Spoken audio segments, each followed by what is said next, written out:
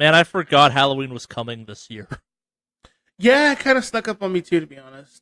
The only thing that reminded me of it was the fact that Call of Cthulhu, the game, comes out the day before Halloween.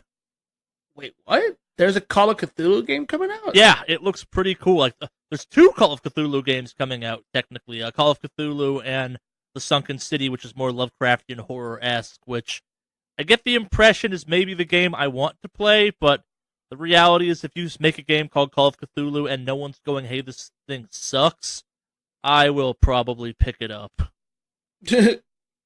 Yeah. Huh. I've got to look this up. Is it like an MMO action game? No, it's like BioShock first-person shooter style. What? But it's got like psychological elements that mess with you slowly, so like the game will just straight lie to you occasionally about shit and stuff. Oh, well, that's kind of cool. Yeah, the game actively messes with you in a very Lovecraftian horror-esque way. Of course, it would only be fitting that it do something like that. That's okay.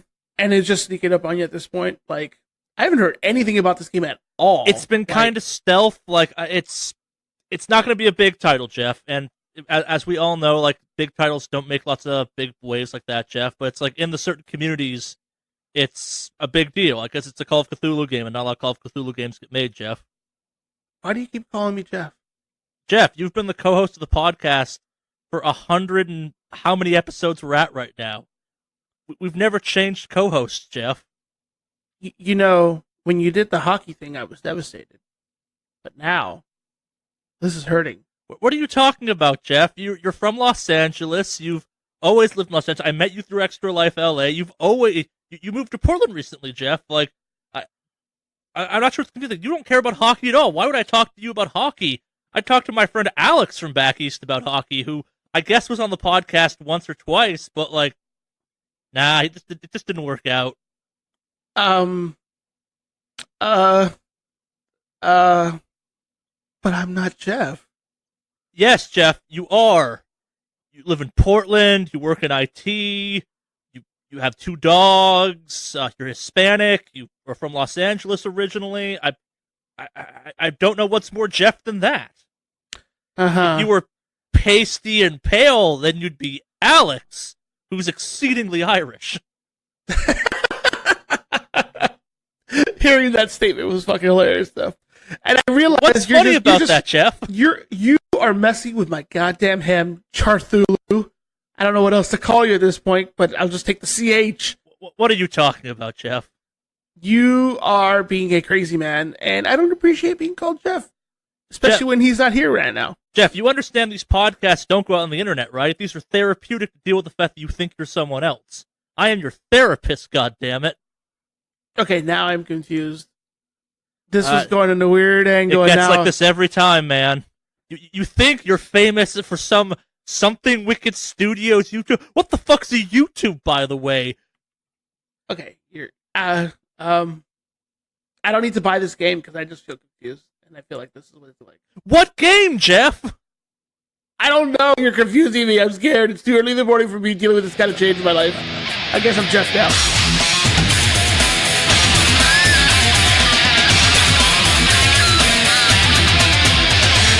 Hello and welcome to the Wicked Awesome Cast, episode 126.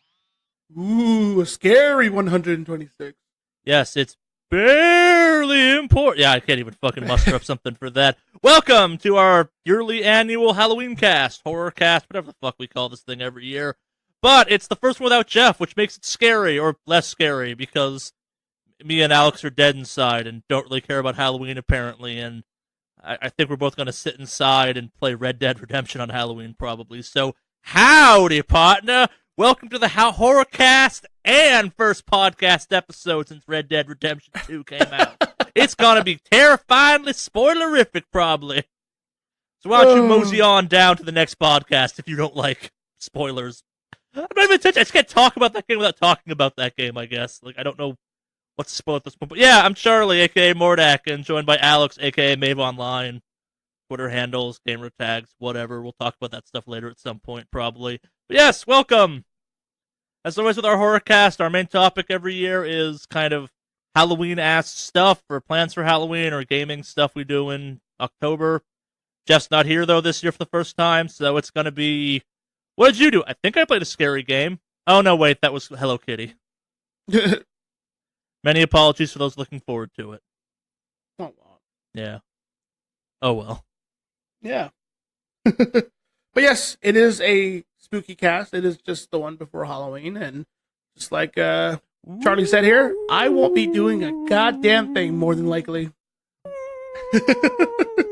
Goes to the comment section. Ooh. No, it's boo because it's comment section. Okay. Yeah, I messed that one up. I was just going, ooh. Because it's But also the comment section. But yeah, we did have lives in between the previous podcasts, and Did we? Maybe. I did have some cool stuff going on this weekend, which I'll talk about, or this past week. But I'll let you go first. All right. Sir?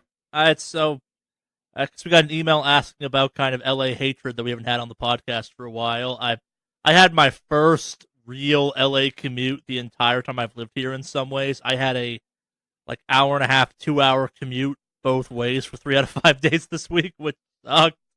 Fucking nice.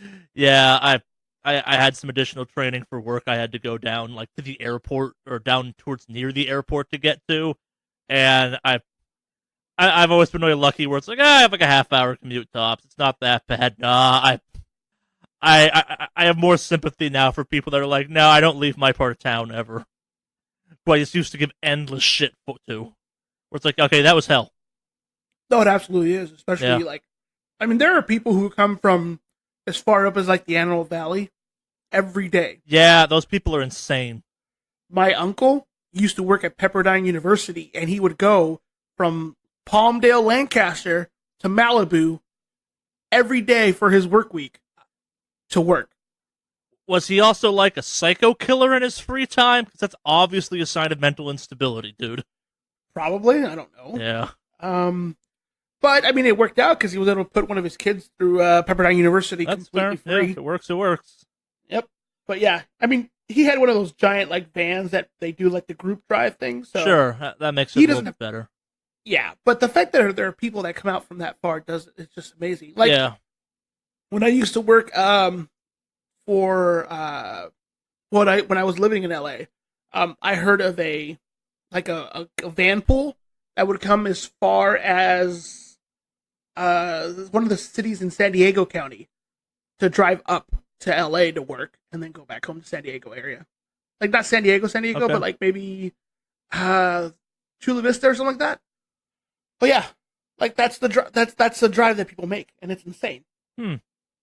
But you've been christened. You've had your official. Yeah, it's the one upside to it was we were in an actual office building, which again I did not know existed in LA.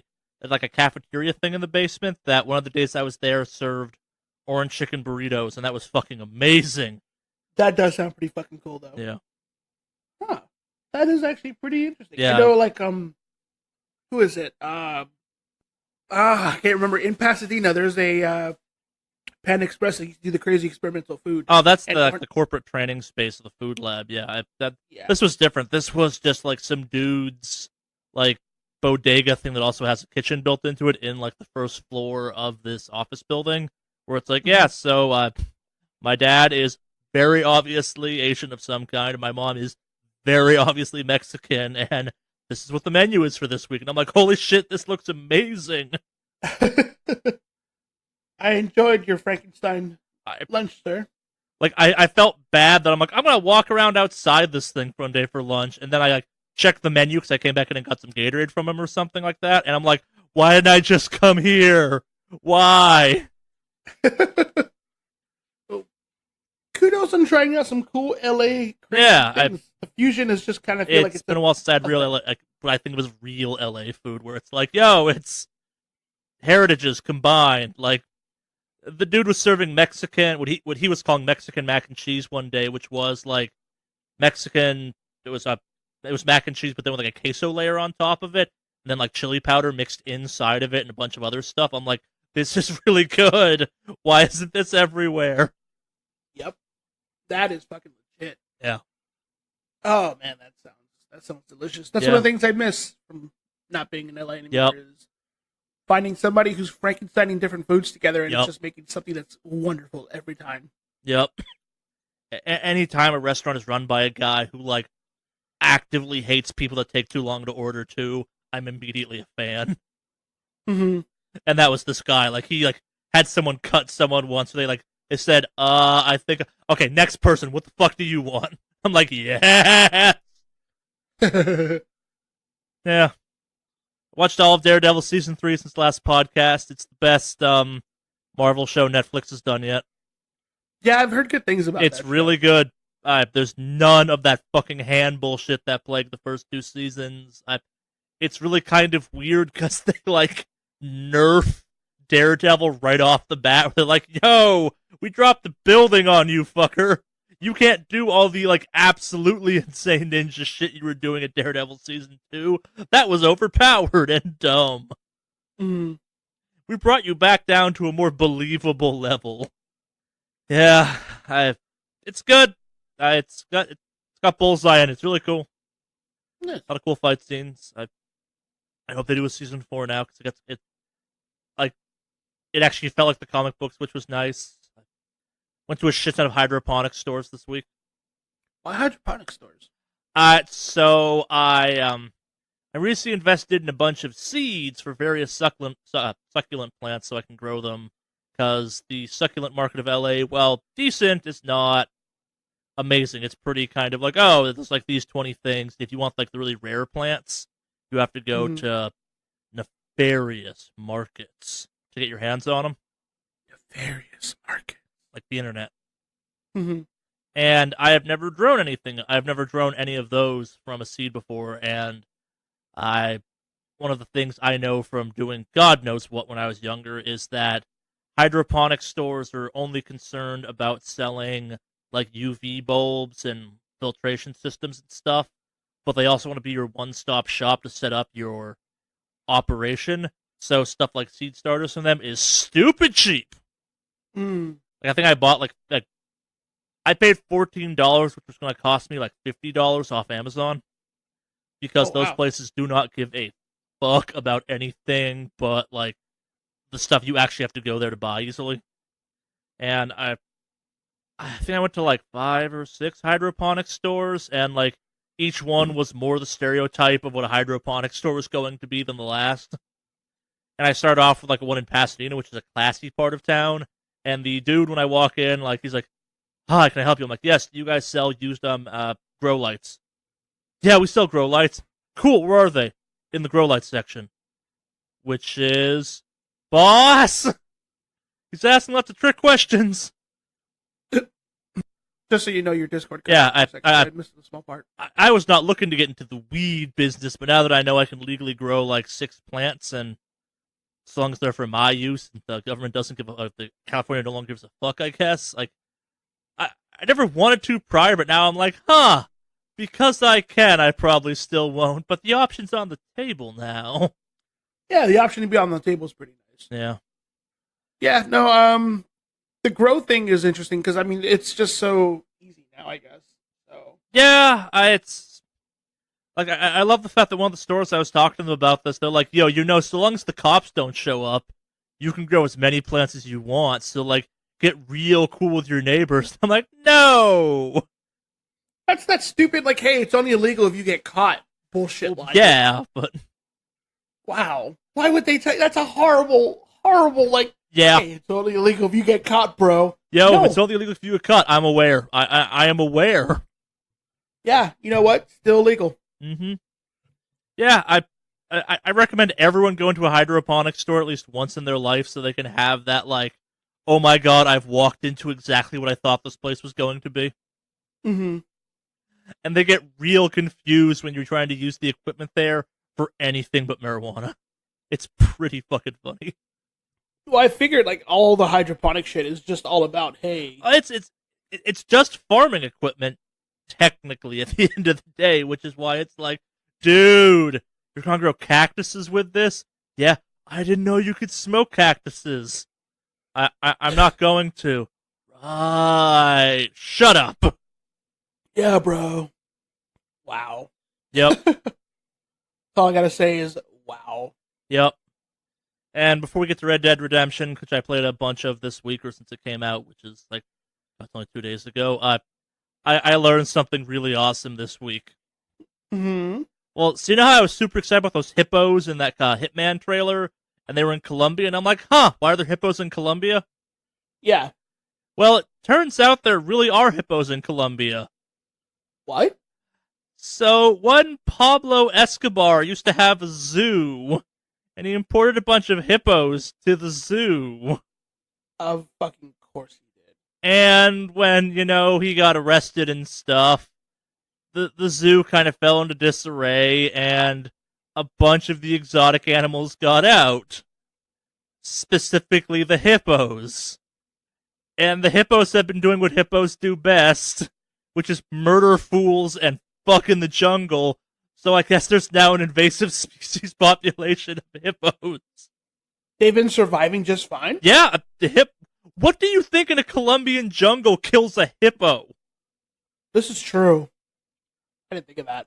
This is very valid. These are things that swim with alligators. You think a jaguar is looking at that thing going like, I can take that? That's a valid point. Jesus. Yeah. So, when I was making to how they were like drug runner hitman hippos, they totally are. That's...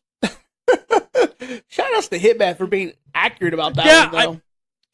I'm reading about this and I'm like, oh shit!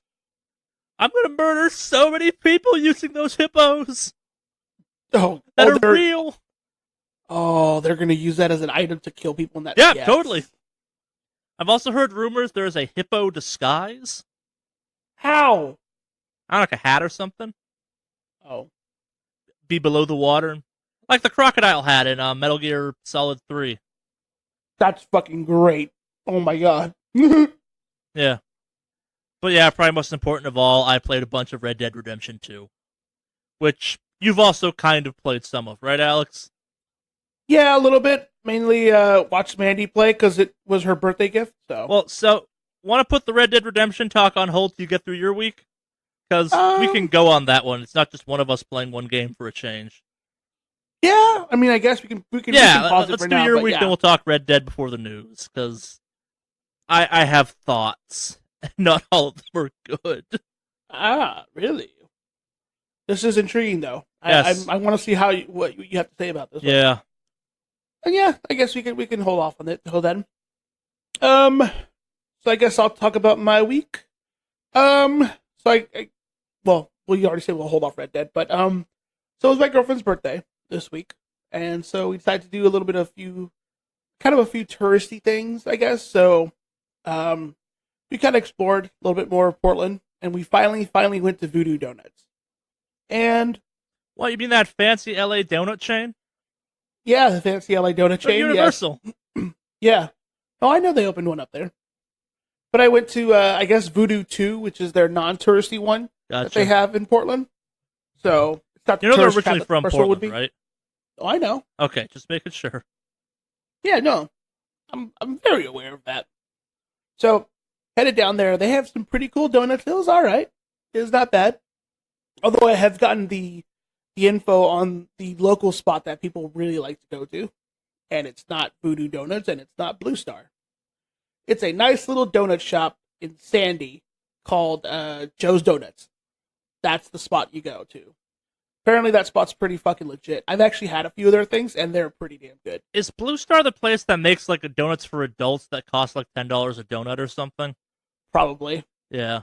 It's trying to compete with like Voodoo and all that, and so they compete. They do all right, but I mean, if you want like a legit, really, really good donut, Joe's Donuts in Sandy is fucking legit. So, but Voodoo was cool. It was nice to finally try it out and check it out. I like the ambiance and everything, if you will. Yeah.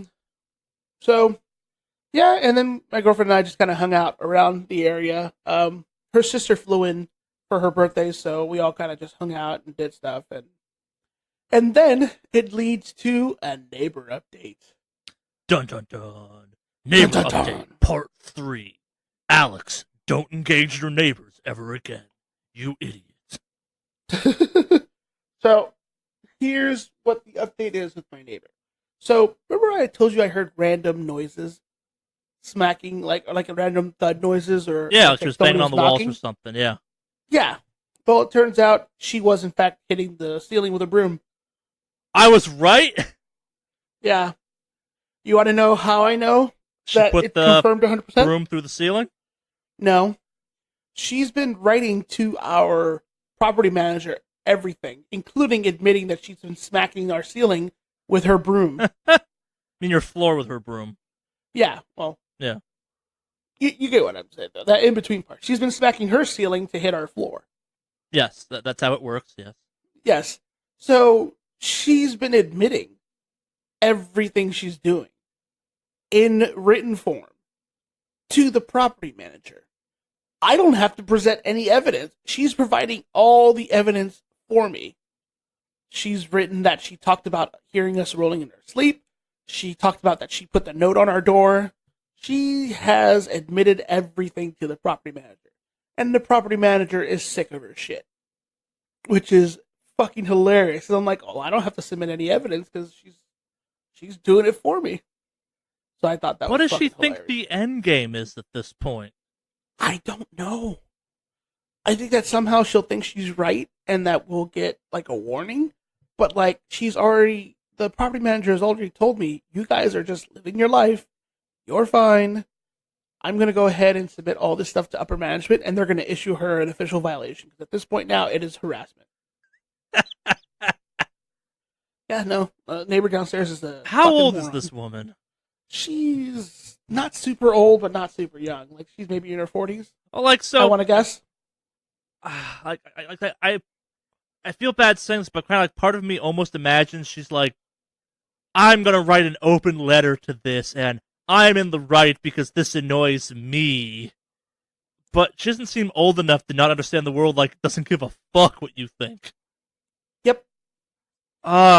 Fuck, this is bringing back so many memories of all my truly terrible neighbors I had in my old place. Mm-hmm.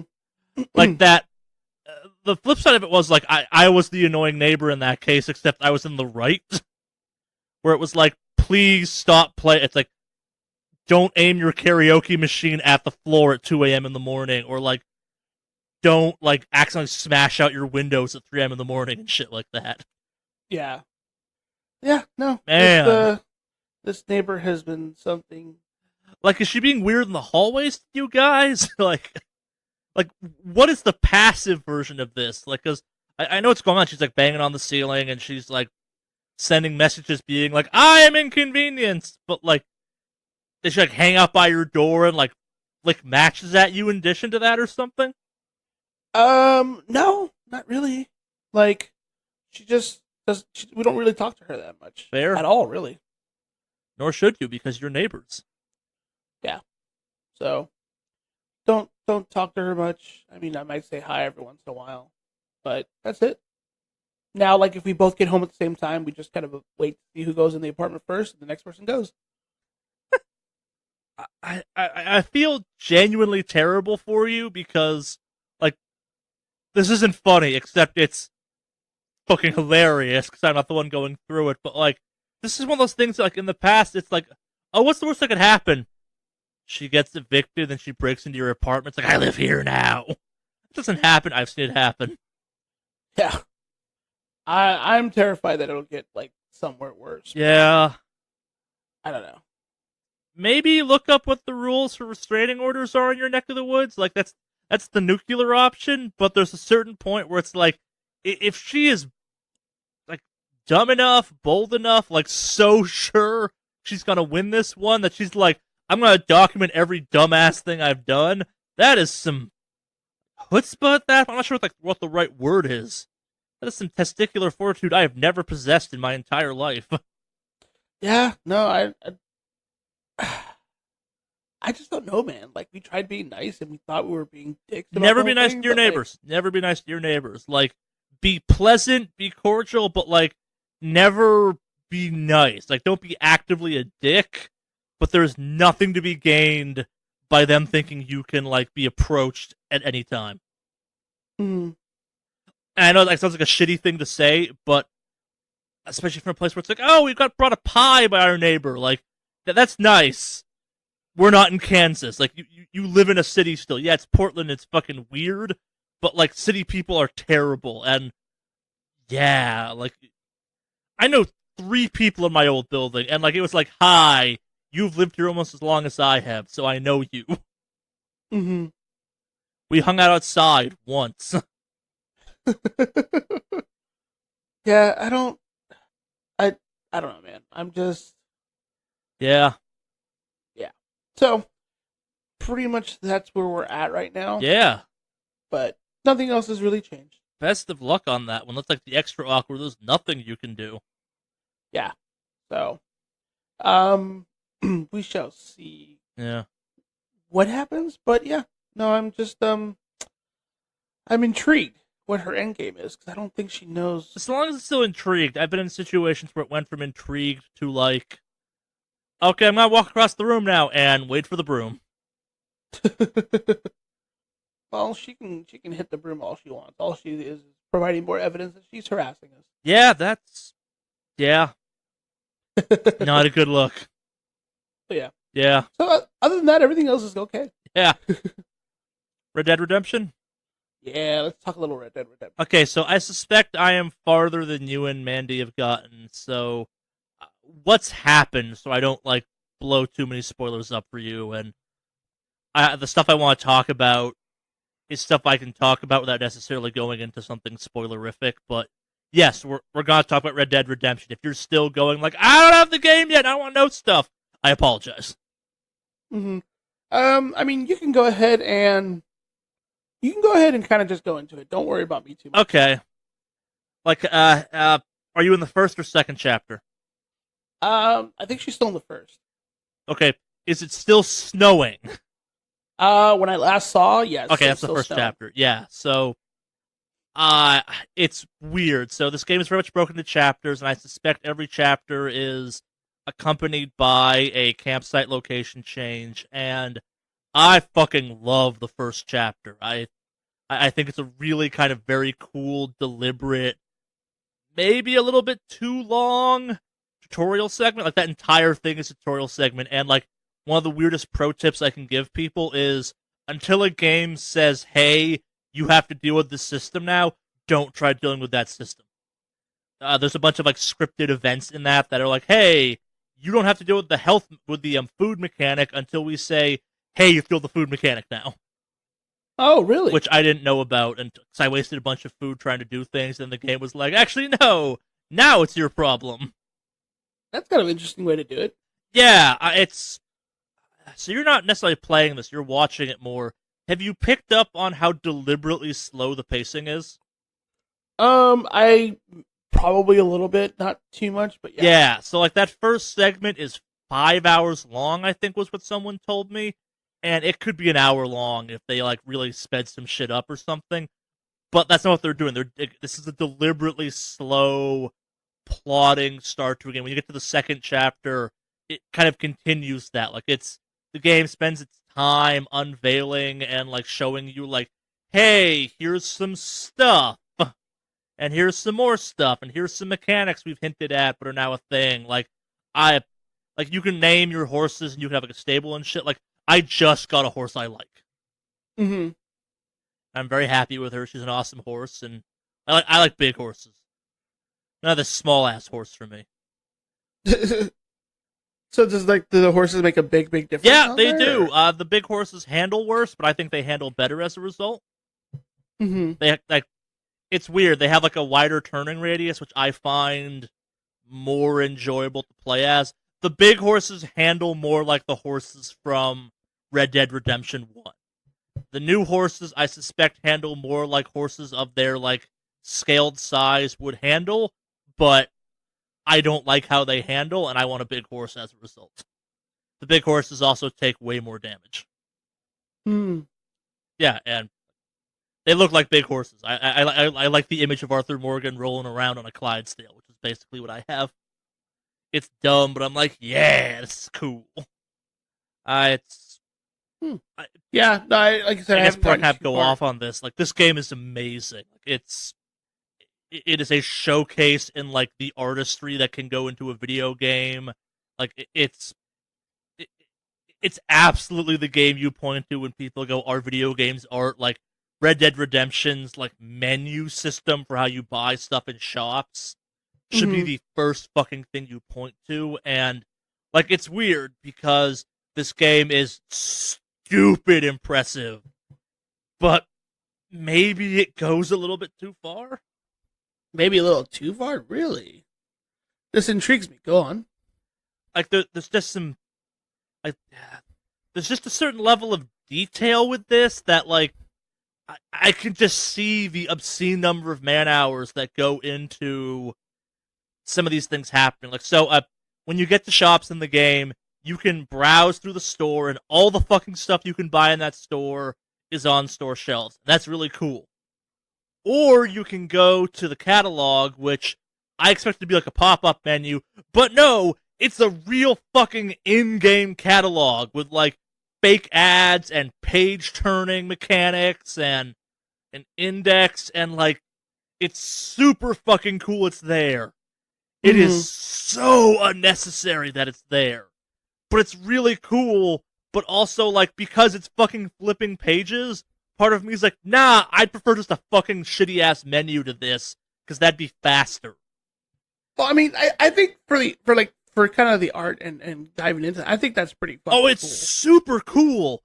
I just think occasionally this game gets in its way when it comes to being a video game. Like this thing is in some ways the most immersive game I've ever played. Like where lots of survival games have, I think, kind of their focus is survival mechanics, and the survival mechanics don't quite work. Like this game has survival mechanics. Like, you have to eat, you have to sleep, you have to kind of keep your health up, and different food does that. Eat too often and you'll get fat. Like you don't have to actually ever engage with these systems, but you'll wind up with this just fucking emaciated looking Arthur Morgan that's a visual feedback on, like, you don't have to care about the core system, which is your health, your Deadeye, and your stamina. But you're going to, because you don't want to be walking around as a cowboy skeleton, which is what the game will do to you if you don't engage with the eating mechanics. Like, and as a result, I'm super engaged with them, and because they do yield real game benefits, but at the same time, I wish I could turn them off. Because I don't care about that part of the game. Like, it's possible for Arthur to lose his hat, and it's like his hat just magically comes back. You have to go physically pick that up, or things I found out after I'd stopped playing after a big chunk of time to go to bed.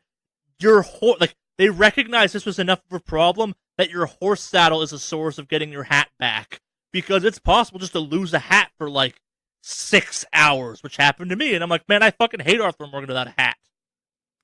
Like, it's really cool the hat can get punched off.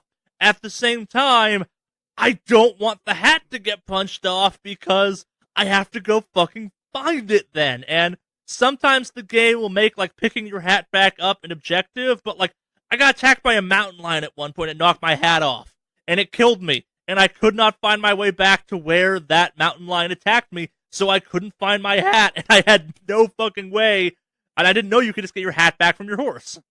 So I'm like, man, do I have to go buy a hat now or something?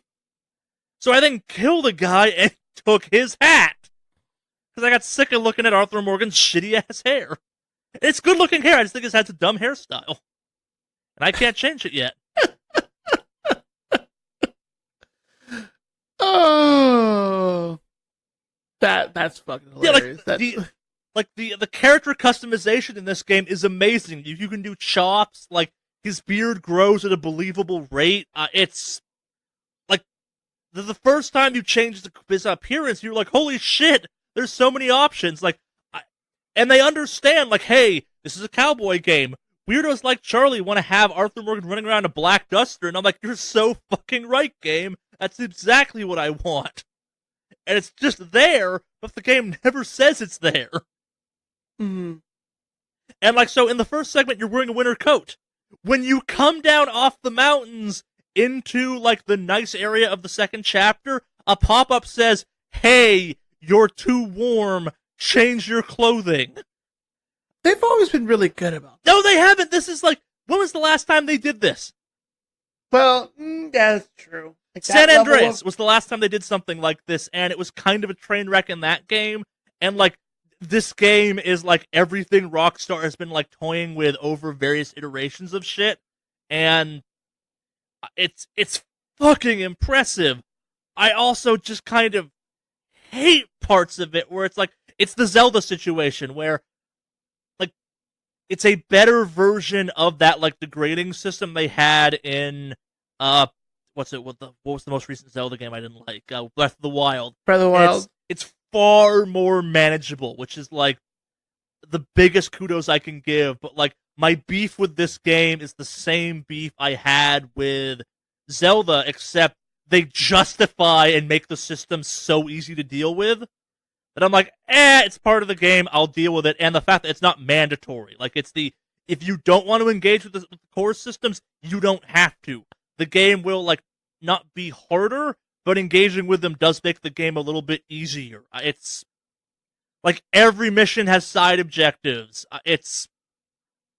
I'm not doing main story beat missions. I'm just kind of having fun going around and hunting. Like hunting in the first game, stupid easy. Hunting in this game is a slow, time-consuming, disappointing exercise in the most like, man, this is what it was like to hunt for deer, isn't it? As somebody who's done it, I'm like, yeah, hunting for deer sucks. And it's not like the first game where you can just like fucking murder deer and have a good use for them. You have to put that deer on the back of your horse and bring it back to civilization and be like, yo, I got a deer, who wants it? Yeah, it's like so much of this game I like, but also so much of this game I'm like, man, this is barely a video game anymore. Like it's I think it's like it's weird because I think I remember loving Red Dead Redemption 1. I am loving Red Dead Redemption 2. But every once in a while I'm like, man, I wish they just had the same system of Red Dead Redemption 1 for this because I don't want this level of realism, I think. Like this is the first game I've played in a long time where it's like, man, this maybe is too much realism. And the game is gorgeous, so it's like horrifying realism. Like some people found the skinning mechanic in the first game uncomfortable. Do not skin anything in this game. The skinning mechanic in this game is like borderline nightmare fuel, potentially. Like, it shows you tendon and bone and everything that'd be under a skin, you get to see, and it's done slowly because skinning is a slow, deliberate-ass process. It's cool, but god damn it, why would you bother doing this? You could have had this game out a year ago, I think, if you didn't do some of this stuff. And, like, it's super awesome they're doing this, but, like, it's the... Like, to what end? Like, no one's asking for this, I think, and it's super cool you're doing this, but... God damn, man. This might be too much. I never thought I'd hear that it's, like, too much, really, for a game. Like, it's almost oppressive how many options you have. Like, the fact that, like, the aim button is also your interact button, and you can literally interact with everyone and almost everything. Like, I have pet 9 or 10 different dogs in that game. To the point where they, like, know it's me, like, hey, it's you! And, like, you can play Arthur Morgan as a dick, you can play him as kind of this, like, misunderstood cowboy character. I'm kind of playing him somewhere in the middle where, like, he doesn't actively go his way to be a dick, but I shot a dude for a hat because I couldn't find a hat, and that felt canon for my version of Arthur Morgan. And it's like, you got a cool hat. Like, I did a bounty hunting mission and spent the entire ride back from that just beating on the dude because he kept starting to talk, and I'm like, nah, shut the fuck up, motherfucker. Like, initially, I'm like, I don't know how I feel about Arthur Morgan, but the more I've gotten to play as Arthur Morgan, I'm like, man, I fucking dig Arthur Morgan. This guy is like, he's the polar opposite to John Marston, who is a man who wants to do good but can't because circumstances. Arthur Morgan's like way too comfortable with who he is. He's like, fuck it, I'll kill some people, whatever. I've killed before. I don't want to have to kill you, but I will. Let me make sure you understand my threats. I will kill you. What if I will kill you? Yeah, it's... The game's amazing, and also, like, too much at the same time. Like, and maybe I'll soften on this topic as I play more of the game, but, like, I got done playing last night around, like, midnight. I'm like, okay, I'm gonna go to bed, etc., and it was just like, I need to talk to someone about this game, because, like, I'm loving this game, but God, some of these details, you look at it and go, like, this was 4 people for months getting this down, and it's cool that this is here, but this does not need to be here. We are not here with video games yet, except apparently we are. I think we've always kind of been at that point where, No, like, this is that much of a jump. Like, you'll get to the first real town and stuff, and just the number of mechanics that suddenly you now have access to, it is goddamn. Yeah. Like, it's like you have not experienced the cleanliness mechanic yet. Like, I got in a brawl at one point, I got covered in mud. It's a scripted brawl, but like, I've been in brawls since then where I got covered in mud and had to go seek out a bath. Huh. And there's a whole bath mechanic. It's not like he just walks in and takes a bath. No, you sit in a bath with like bubbles and shit, and there's dialogue, and you can hire a sexy lady to come bathe you and shit. And it's like, okay, yeah, this is a thing I believe would be in the Wild West. And you have to like bathe certain parts of you separately, and Morgan's got fucking dialogue to go if the lady's there, where it's like, so, you do this often? You're like, yep, I could imagine this. Like, this is the small talk you would make if you had like some stranger fucking bathing you. Yeah, yeah. I've not found prostitutes yet, but because there's a lady who helps you bathe, and it's super sexual, I'm saying there's prostitutes in the game, and you can have some version of sex with them. Like, in some ways, the bathing is far more sexual than any prostitutes have been in any Rockstar game so far. And it's way more innocent. We would be like, man, this is like an intimate moment between a stranger and like someone who's just like, man, this is my first bath in weeks.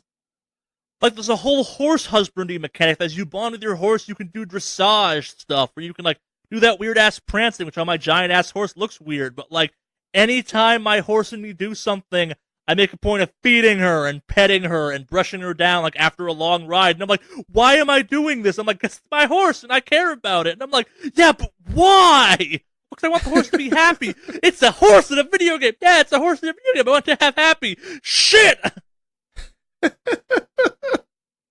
There's so many layers that you're having fun with this here. Yeah, and the weirdest part for me is there's a character in the game I would rather be playing as than Arthur Morgan, because he is a motherfucking cool-ass character. Like, your entire gang and the people you travel with are some unbelievably developed, interesting characters.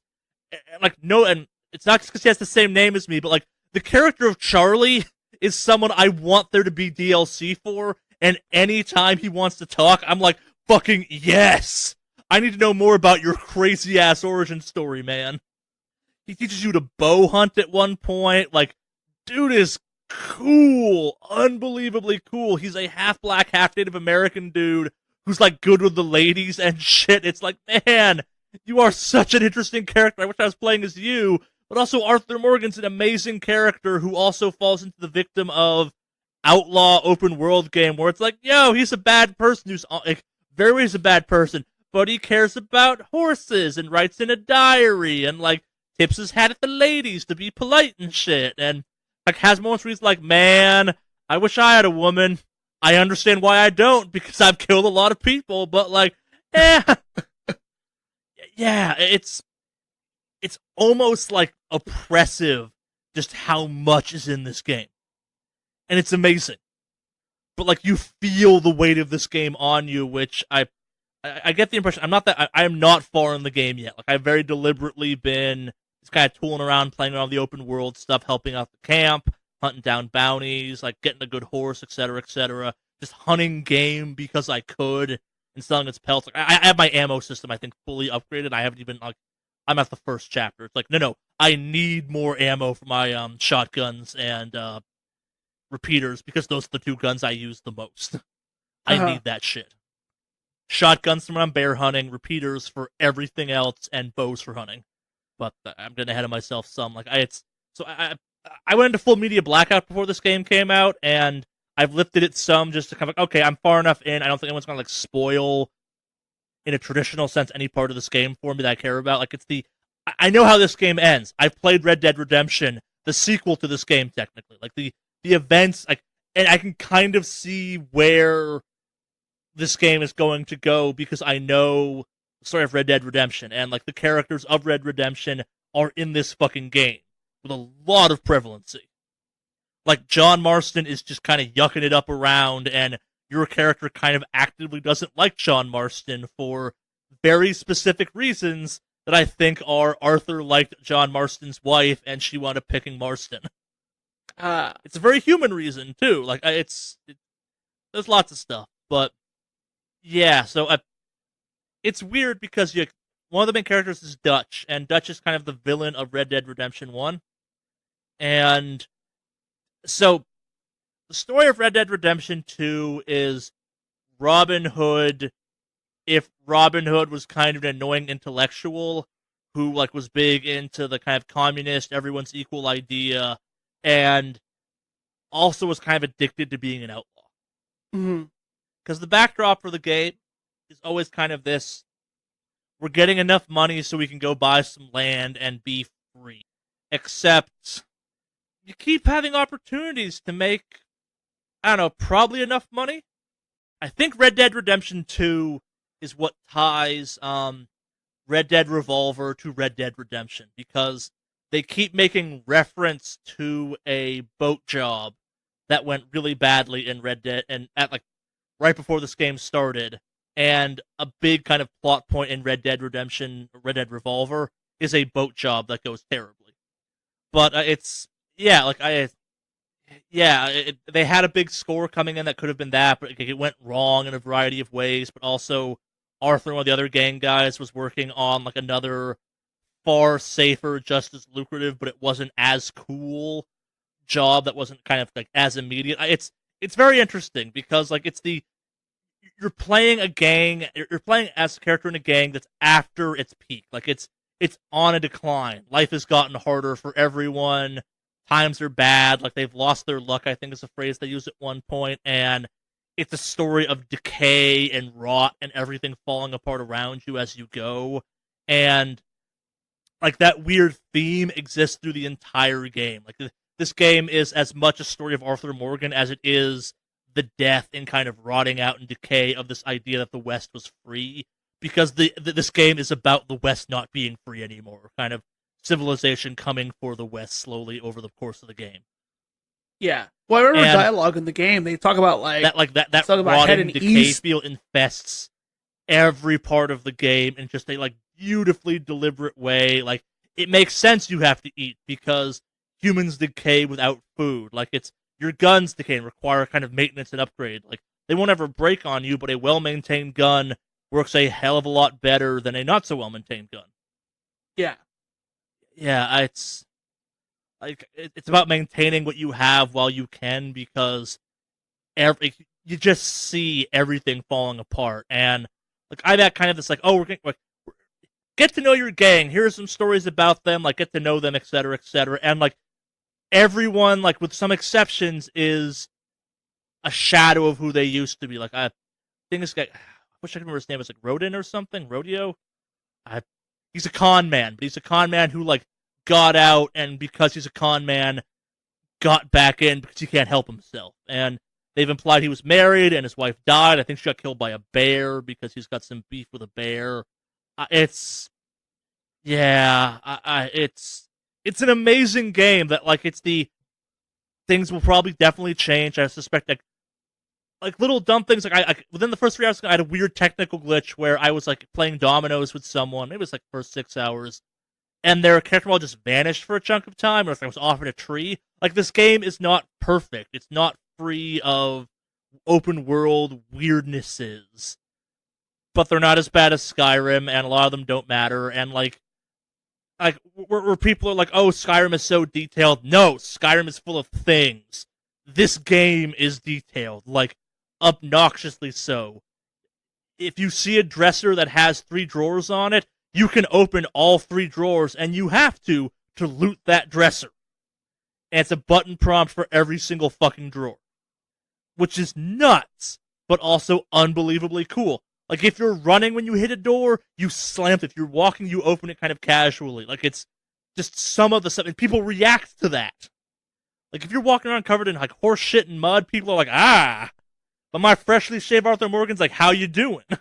People are like, that's a fine, upstanding gentleman who killed that guy for a hat. Like, the number of witnesses I've tracked down and either cold-blooded murdered or intimidated into their silence because they witnessed me doing some crime. Like, I followed a witness all the way back from the wilderness to a town, and they almost got there, except they got killed by a mountain lion. I watched a dude who, like, I said hi to get kicked in the face by a horse and die at one point, and then I took his money and sold his horse, because I'm like, fuck it, whatever. He's dead, who cares?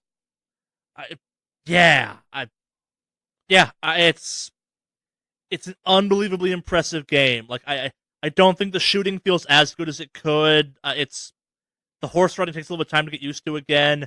Good God, is that left L2 in the case of my PS4 just doing like all of the lifting ever? Like, it's an amazing game. That, like, it's weird when you run into it. It's this is still fucking Rockstar's third-person shooting controls, which are really good, but they could be better. And for a game like this, maybe should be better.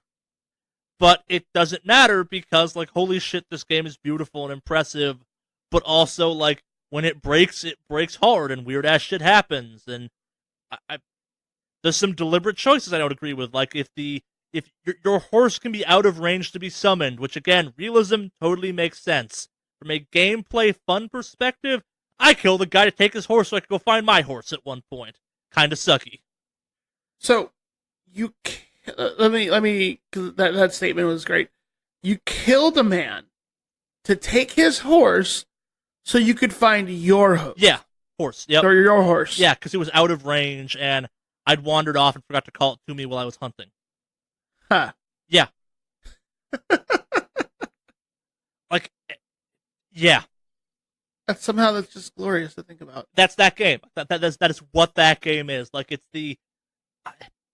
is full of choices that I super respect that they made and are interesting to see implemented in a game that I'm not sure if you asked me, like, hey, should we do this? I'd have said yes, because, like, they get in the way of fun a little bit, but at the same time, I'm having a shit ton of fun with this game.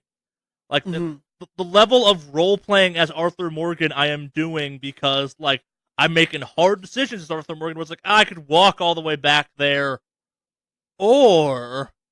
Hey, partner, yeah, bang! Yeah. It's a real good game. Yeah. No, I look forward to diving into it more. It's super fucking impressive. Like, and I don't know if it's good yet. It's just unbelievably impressive. Like, I just got done playing Spider-Man, which is an amazing open world game, and now I'm playing Red Dead Redemption 2, and it's not an open world game. It's a realized world that's also a video game. Like, it's gone beyond open world at this point, I think. Like, it's comparing this game to even, like, previous Red Dead Redemption games or other world games doesn't do it justice. Like, it's just fucking impressive. Like, horrifyingly so. And I guess kind of like more stuff has come out since we talked about kind of the whole crunch thing last week, where, like, it paints this game in a real weird light because I can look at stuff in this game and go, like, yeah, someone probably worked, like, 60 hours for an entire month to make this shit happen, and that sucks, but also, like, holy fucking shit. So, what was there was a question I wanted to go with you right now here. Still holds your attention? Oh, still gonna... yeah, no, I cannot wait to go back to playing it today. Like, it's one of those things where it's like, I will say this, like, I don't feel addicted to it when I'm playing it. I'm abso-fucking-lutely playing it. Like, no Netflix on, no nothing. I'm just in that game. But, like, when I walk away from it, I'm kind of glad to walk away, where it's like, okay, yeah, I get to stop being Arthur Morgan for a while. I get to go to bed now. Like, I'm tired. The weight of choices are weighing down on me. It's,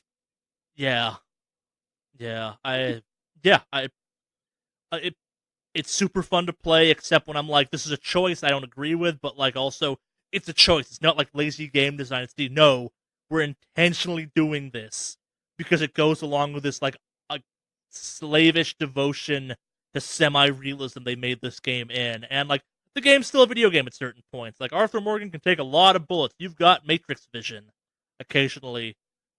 But at the same time, like, I hunted those rabbits so I could make a camp and cook them because I needed food. yeah, it's a lot of fun. I'm really enjoying playing it, but like I guess like unlike Destiny Forsaken, where I feel compelled to play more of it, I kind of want to play this one, let it unfold. Like it's it's gonna like eat the rest of my year. Nah, this is a game I think you can balance other games around because like 2 to 3 hours of it is amazing. Like 8 hours, I'm sure, is also amazing. But like you don't feel an urge to burn through it because the game is like, nah, take your time, relax, go hunting for 2 hours. It's fine. Do it. Whatever. Yeah. Yeah. Well, I'll see if I have a similar experience. I look forward to diving into it. Yeah, I suspect you'll be kind of watching it more than playing it, so I'm kind of curious what your reactions to it will be because I've never quite played anything like this so deliberately paced. Where like I have played games with bad pacing before. This game has pacing I don't necessarily agree with, but it's very intentional and very effective, so it's not bad. I just occasionally wish the pace was a little bit faster, but at the same time, I don't feel pressured to pursue the story like a crazy person, right? So, I don't know. It's very intentional. Yeah. I just wish there was a toggle to, like, don't lose my hat. Or respawn my hat after 100 feet or something.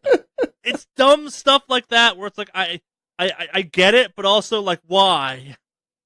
I love that the hat thing really upsets you. Yeah, it really does, because it's incredibly inconvenient occasionally, and I murdered a dude for his hat! Because I couldn't stand looking at Arthur Morgan's, like, greasy, I've been on the trail for 5 days hair anymore, and I'm like, man, I need a hat. He's got a hat. I had a hat when I came in, I put it on the rack, I'll have a hat when I go out, or I'll break somebody's back. Like, but at the same time, like, I super care about Arthur Morgan's hat, because it's Arthur Morgan's hat, and it's Arthur Morgan's horse, and I'm like, man, that's my horse you're fucking with. I'm gonna murder. Like, I think some dude was trying to steal my horse at one point, or I just shot some dude that was messing with my horse. I don't know which, but I feel no remorse either way. Yeah, no, you fit into the West quite nice with your that's Red Dead Redemption outlaw 2, ways over fucking hats. You know what's funny though? It just makes me realize there's this decision that Mandy had made when she was playing the game. She was beating up a dude and interrogating the guy. Did she beat him to death too? Yeah, she choked him out. You want to fucking do that because that dude like knocked your hat off and got the jump on you and fucking killed that woman's husband and shit. Like, yeah, you beat that dude to death. You could choke him or you could spare him. Like, you could give him an easy death, but nah, you mash that circle and beat his brains in with your knuckles like a man. Yeah, and then at the point it says choke or spare, and before she could finish, yeah, she just choked him out. Oh, you can punch him to death. You can keep punching him till he dies. What? That's also you can keep hitting the circle button and punch him, and that's what I did in that circumstance. I'm like, no, you don't get to die clean, motherfucker. You knocked my hat off and tried to kill me. Get knuckled! Jeez. Yeah. He is not the first person I've beat to death with my bare hands either. Like, that choke button might as well not exist. My version of Arthur Morgan will spare your life or leave you a headless, bloody corpse. Okay. Yeah. Yeah, I don't know what to say to that. Yeah, no, yeah, because like once I'm in that mode and I'm just mashing that circle button, I ain't stopping for like, oh, spare him or choke him out. Nah! Got the rage! Like, I wish there were like brass knuckles in the game to add to that sensation. And there might be, I don't know. But my version of Arthur Morgan totally has brass knuckles in the back of his mind. Maybe they don't exist yet in history, but he's like, man, if only I could get some metal around this hand to make beating fools to death a little bit easier. Yeah. That's Red Dead Redemption. Yeah. It's a video game, I think. Yeah, I like Arthur Morgan's a cool dude too. I don't dislike Arthur Morgan. I think the best description I've heard of him though is like it's like Chris Pine or something cosplaying the Marlboro Man. And yep, that's absolutely what that fucking character is. Unless I'm playing it, that's like BJ Blazkowicz from Wolfenstein, the new ones, cosplaying the Marlboro Man. Like, fuck, there's one rival gang in that game that, like, you'll encounter people from it at random, and I make a point of murdering them in cold blood every time I come across them because they tried to kill me once.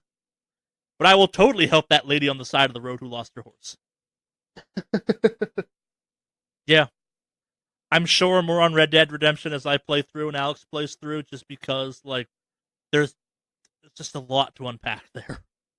So fucking much to unpack. Like, goddamn. News? Yeah, I think so. Although I think our Halloween cast has definitely been the Red Dead Redemption cast. I think I made that warning at the top of this. Yeah, but it's good. It's good. It's nice to hear you excited over stuff like this. I don't even know what I am. Like, I'm enjoying it, but I'm also like, man, why'd they make this choice? Like, every single one of my complaints is not a they fucked up. It's a this is not the choice I'd make in this circumstance. But at the same time, like, the game also wants me to be a much more virtuous Arthur Morgan than I'm being. But at the same time, it's like, no, you're not John Marston, who's kind of like, ma'am, I don't fuck with prostitutes. And John Morgan's like, I'll get a hand job in a bathtub. What of it? I'll be a pimp for 5 minutes. Whatever. No, there's a mission where you drive the ladies into town to do some hoeing. And Really? I beat down a dude who's like trying to shake one of the women down. I'm like, what the fuck you up to with my woman? She don't work for you. News!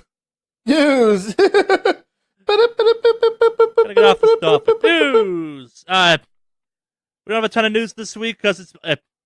not to go back to Red Dead, but the news has been clogged with, like, things to do in the first 6 hours of Red Dead Redemption and, like, a variety of impression pieces and a variety of topics on how, like, okay, yeah, maybe some of the rumors about Rockstar doing crazy hours are true. And before we get to our full news, more stuff has come out since we talked last week on that whole kind of crunch topic, that a lot of stories from older Rockstar that, yeah, are pretty deplorable, and some stories from newer Rockstar that aren't so great. Like, I want to clarify, we're not saying employee abuse is good. Like, fucking make sure you're getting something out of your crazy ass hours, but at the same time, like, make sure you're doing okay, man. Like, your life is not your job. Maybe it shouldn't be. And, like, no video game is worth some of the stories that have come out in the last week of just, like, crazy ass hour abuse. But yeah, you have enough people out there being like, it's fine, but also, I don't know. Neither of us work for Rockstar, and I could imagine a game like Red Dead takes a giant toll on those who work there, because holy shit. But in other news, the first trickle of Destiny 3 rumors has begun! Oh, go on. Hey, there's probably going to be a Destiny 3, surprising not really anyone. But it also appears that Guardians may get dark powers, or darkness powers, the next one, which again, doesn't super surprise anyone, but I don't know. I'm not sure I can ever want a fourth subclass. There was also the idea there might be PvE versus player zones, kind of like Gambit, I guess. But again, it's not clear what the hell that might mean. There's not a lot of news on this, just that we're finally starting to have some of this shit come out, and they're coming from sources that have been pretty reputable in the past, and I guess one of the teased planets might be Europa. Or moons, I guess? What is Europa? Europa's a moon, I believe. Yeah. Huh. That's interesting.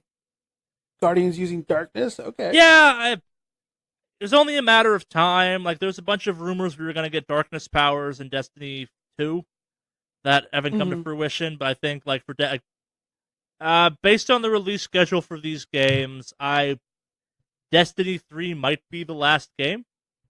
You think that'll be the last one? Is that their contract? Because I know, don't they have like a contract for X amount of games they need to release? I don't know if it's a contract for games thing? or years. So the first game, it wasn't clear if Destiny 1 was supposed to be only 2 years or 3 years, but got 3 years of support. I don't know if Destiny 2 is going to get 2 or 3 years of support, but so at a minimum, that puts us at 5 years of Destiny.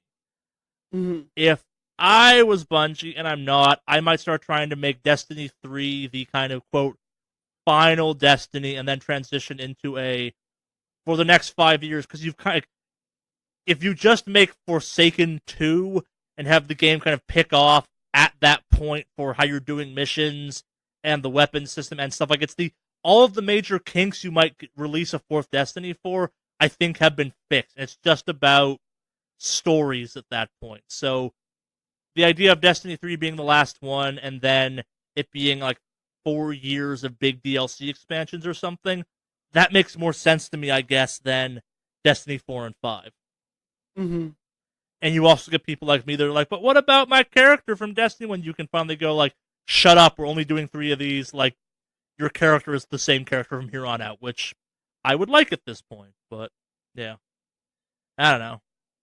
It's just leaks and rumors. Nothing has been confirmed or even like said by Bungie in any official capacity or even unofficial capacity, so yeah. Moving on from that, what if I told you, Alex, that the most popularly created fan character in Soul Calibur 6 was joining the official roster as an official character? Wait. Oh, yeah, I saw that! Yeah, so 2B, the, I think, like, literally the most fan-created character in the Soul Calibur 6 character creator is just coming to Soul Calibur 6 as a player character. Mm-hmm. Or as a guest character, I think, officially. She's got very 2B-looking moves. No longer would you have to put up with her having Mitsurugi's moves, but at the same time... Yeah, I'm kind of curious if all of the extra characters from here on out are going to be guest characters or not, which I'm not sure I'd be totally opposed to. She looks very 2B-ish. Yeah, no, absolutely. I will say that all the weird character creation stuff, like if you've made 2B, sorry about that, but it looks like they're already going to have their own version here. Yeah, it's a good version too. Yeah. No, I saw the trailer from Soul Calibur. Bandai Namco's just kind of been on it recently. Good on them. But yeah. Yeah. Like, I didn't even think of this as being a thing you'd want in the game, and it's totally a thing that should be in the game. Yeah, like it works for her. Yeah. But I look forward to all the weird giant dick lizard characters fighting 2B for their own fucking weird Reddit stories or whatever. That'll happen. Probably. Yep. Thank you, Base Soul Calibur, for making that possible. Yep. Nothing nightmarish in there. Nope. In other news, Overwatch is getting an official spectator mode. I saw that. That's one of the big Overwatch announcements leading up to BlizzCon. Yeah, I'm personally in the impression that if you have a competitive multiplayer game, you should definitely have a DevTool style spectator mode. Yeah, they've kind of had like the camera. I've played around with the camera mode before because I've done some like tournament stuff before, and it's all right. It's really clunky, to be honest with you, but the new one looks pretty interesting. Yeah. From what I saw, also you can rewind and do there's some pretty cool stuff you can do. But yeah. Yeah, it's got replay mode. If you can go back and watch footage from previous matches and stuff, it sounds like a tool that's going to be very important moving forward with multiplayer kind of competitive games that do the esports thing, because it basically becomes a coaching tool and like a player review tool in some ways, which makes a lot of sense. Not much more on that. It's kind of, we'll probably talk more when it actually launches and see how it actually comes out. The Vatican made a Pokemon Go clone. I saw that. I don't know if I even want to bother trying with it. You should not. Is it just you have to install Guilt? That'd be if it was a Jewish Pokemon Go clone. The Catholics are guilty too. They traffic in guilt the same way my people do. I know Catholics do because I thought it was shame. Raised Catholic. No, guilt usually too. I think. Huh. But you're going around collecting famous religious figures from history, so yeah. They join your evangelization team. That's not a nightmare or anything. That's not a nightmare. What? No. Why? But you don't fight them or capture them. You answer their questions and they join your party. So I can't throw a ball at them and capture them in a small prison? Sure. Yo, I'll trade you my Pope John III for, I don't know, your Vicar of the Mighty. Oh, I got a shiny Virgin Mary. That sentence hurts my brain. Yo, I got one of the alt colorations for Jesus. Yeah. I got a double shiny Jesus. With perfect IVs. This is not a conversation. I feel like something's going to get struck by lightning. Yeah, maybe. moving on from that to something else that's kind of weird to talk about. So, you know, Battlefield 5 is going to have Battlefield 5 is going to have a battle royale mode. Yeah. It's not coming till next year, sometime between January and March, which is a big fucking window. Yeah. Is Battlefield 5 already out? No, it comes out soon, sometime in November, I think. It got pushed back a month. And I think I now know why. So they are not going to release a mode the one they have been pimping hard will not come out till at least 4 months after the game comes out, probably. This is why you don't fucking pre-order. Sorry, like 2 bullshit months, like 3 that. months, but yeah. Yeah, thanks, EA. God damn. Especially because Call of Duty's out there with their Battle Royale mode, killing it. Their Battle Royale mode is fucking legit. Yeah. Jeez. Well, leave it to EA to EA things up. Yep.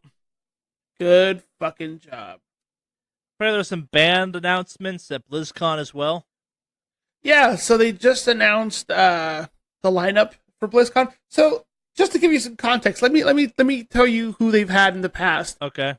Kind of play for for BlizzCon, if you will.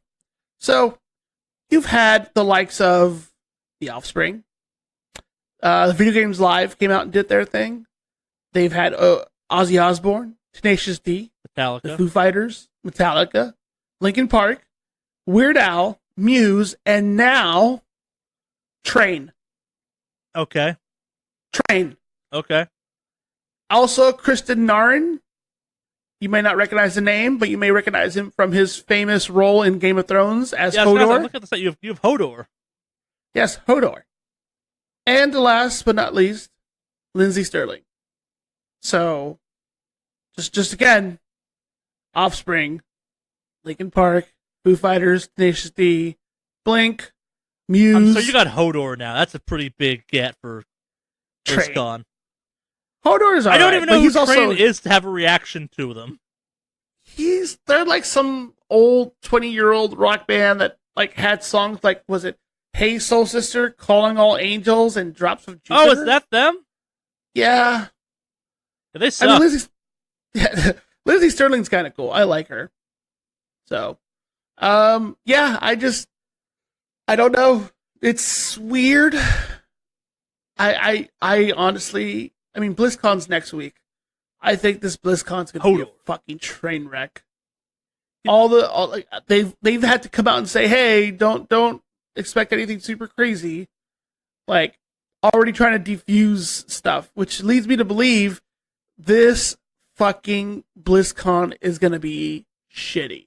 Now, if I'm wrong, I will obviously own up to it, but this does not sound good at all. Yeah. Like, just overall feel, not the band. Like, the band is one thing, whatever, but like, just everything overall as far as the feeling goes, this sounds like it's going to be a pretty meh year for BlizzCon, to be honest. And considering all the drama recently with WoW stuff and them kind of fucking up Azerite gear and things of that nature, I don't know. This is a weird time. I think Activision has finally hooked their claws into Blizzard. But anyway, that's just my theory. Hodor. Hodor. Hodor. Do you think he leans into it, or do you think he like distances himself as hard from that as possible? No, he owns it, which is kind of cool.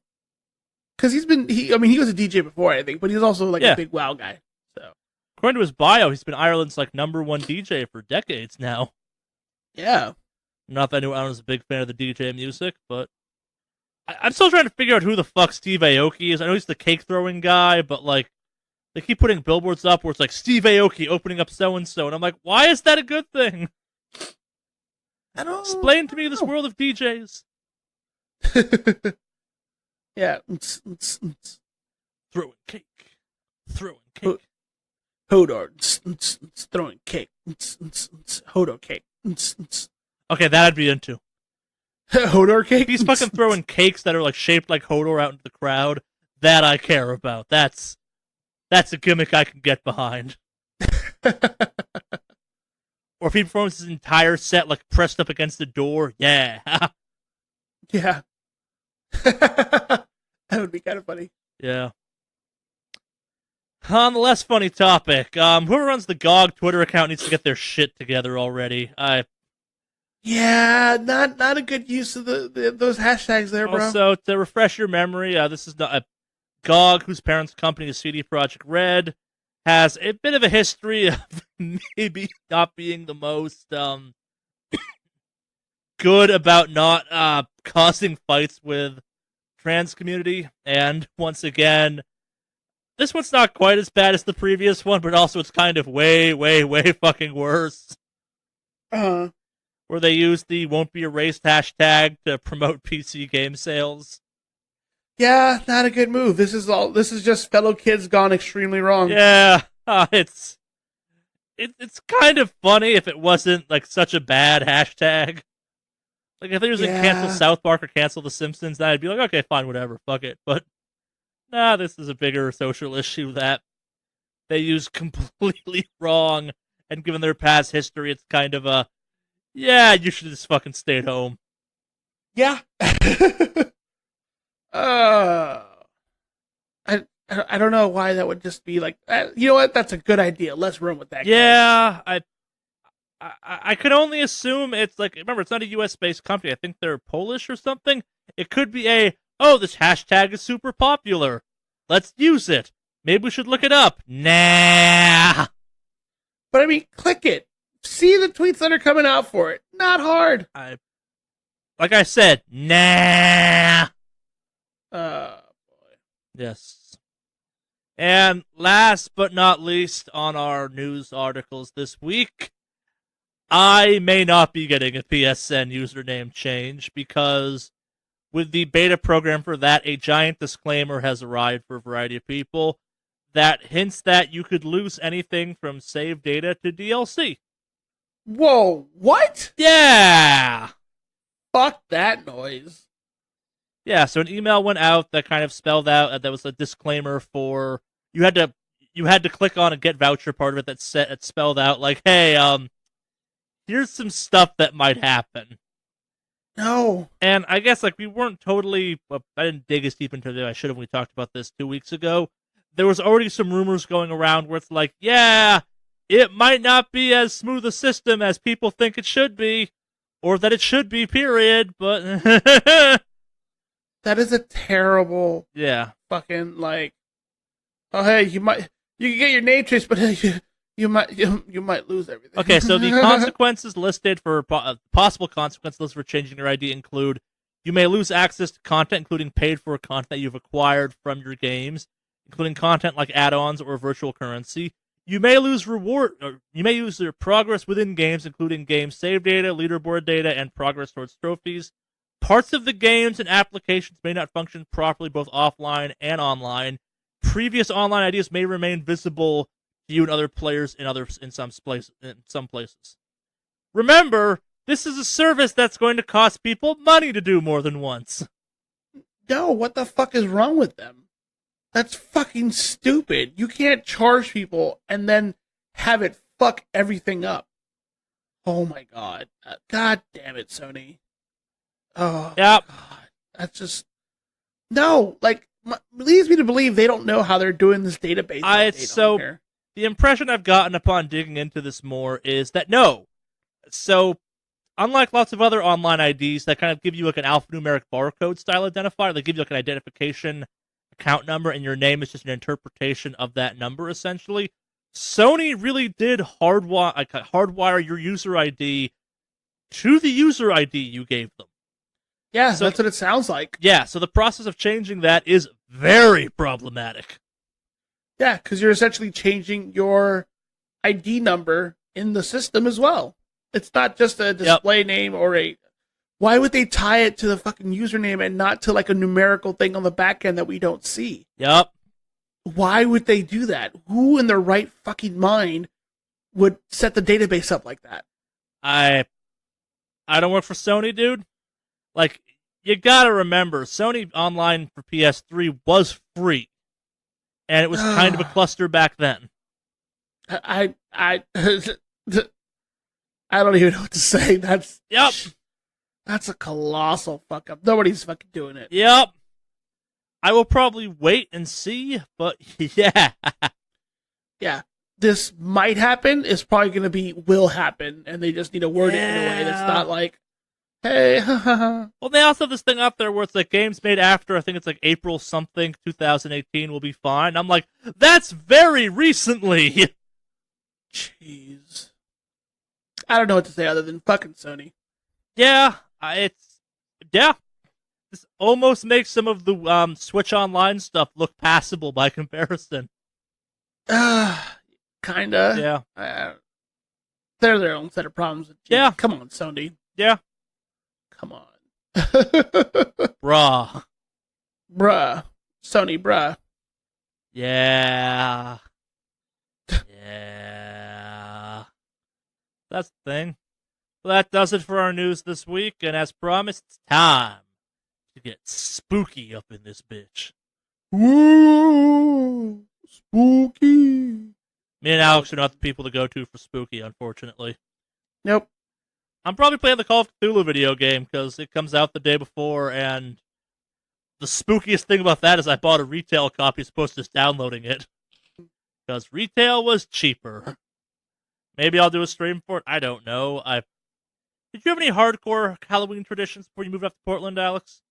No, not really. I mean, I used to go, when I was younger, I'd go trick or treat, sure, but like, honestly, I didn't really do much.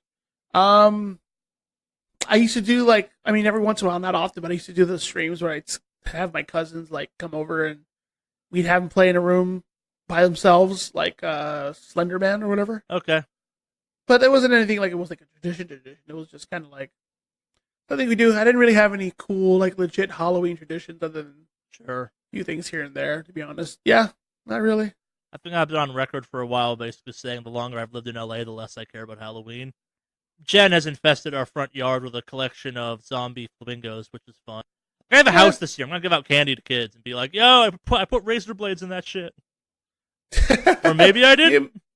You may or may not have razor blades. I have made everything worse. Stay off my lawn. That's not a lawn. Get off my lawn. I am the new person on the street. Fear me. Yeah, I'm bad at Halloween. Yeah, to be honest, like I've never done anything. Like, I mean, I've done a couple parties here and there. I always avoided Hollywood like the fucking plague when I was in LA, because fuck that. I think I have actually a doctor's appointment scheduled on fucking Halloween that will require me to drive through West Hollywood, I think, which is a very poor life choice on my part. It's at like noon, so it may be a little bit better, but Yeah, no, just like, let's see. You know, when I was a kid, I can't think of any fun stuff I used to do. Okay, so actually, I don't think I've ever asked you this question. Like, what is LA Halloween for a kid? So I know, like, growing up for me, I lived in, at one point, on like a suburb area, so it's like, oh, fucking go out and don't get molested, whatever. Don't go out and get molested? My parents let me and my friends just whip around the neighborhood with very little supervision after a certain point. Like, yeah, fuck it. What's the worst that could happen to them? So for me, it was always try to get to the cool neighborhoods early that would give out like the full size candy bars and money. LA a sun up trick or treating or a sundown trick or treating type of town? Sundown, from what I've noticed. At least from my experience, I've been able to do like sundown trick or treating, and it's worked out. But yeah, I don't know. Like for me, it was always like, hey, either go with neighbors, like, or go with like cousins, because we have tons of cousins, so that's always the thing. So we'd go trick or treat, but once we were mobile and didn't have to stick in the neighborhood, we would go to the fancier neighborhoods, and that's where we'd fucking cash out and get good fucking candy bars and money. Because some of them just literally gave out money. Yeah, I used to have a map that was kind of like, okay, you go here first, then here second, then here third. And the third one was actually the best neighborhood, but because it was up a hill, no one went up the fucking hill, so if you went there last, it was like, just take my entire fucking bag of candy, kid. Fuck it, whatever. Yeah. Here, just fucking take it. I got king-size Hershey bars. Who wants 6? Yo! That's kind of impressive. It was the exceedingly rich part of town. Mm-hmm. Yeah, I feel like that's always kind of the tradition, is trying to find yourself in The exceedingly rich part of town. yeah, get the better candies out there. Because, a lot of people are going to have those fucking candies that are just little strawberry ones in little wrap. I forget what they're called, but they're everywhere. I have a small bag of Hershey Fun Sizes and a large bag of pretzel bags for kids this year. Jen's like, yeah, fuck it. There's no one's coming. It's where we live. If they do, they gotta get past Scrump. Oh, Scrump, the vicious guard dog? Yeah. We'll greet you to death. Put her in the Adidas suit. Nobody will fuck with her. She has grown out of her old Adidas suit. We have a new one coming. Did you say it was an Adidas suit? I talked about this last time we talked about it. It's called the D-Dog. Oh my god, that's so good. I've heard Adidas, but not Adidas. That's the brand. God, that's so good. Oh, that's so good. That's fucking great. Yeah, I wish Jeff was here. He'd always be like, I watch these horror movies. I'd be like, I know those horror movies, but I've never seen them. Or, I watched them once at noon. Yeah.